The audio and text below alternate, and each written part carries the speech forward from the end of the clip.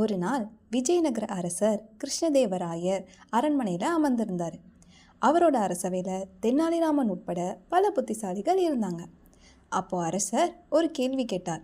இந்த உலகத்தில் மிகவும் வேகமாக ஓடுவது எது? எல்லாரும் யோசிச்சாங்க. ஒருத்தர் சொன்னார், குதிரை தான் வேகமாக ஓடும்.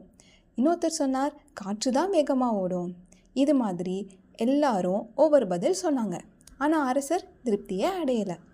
அப்போ தென்னாலிராமன் சிரித்தபடியே எந்திரிச்சார்.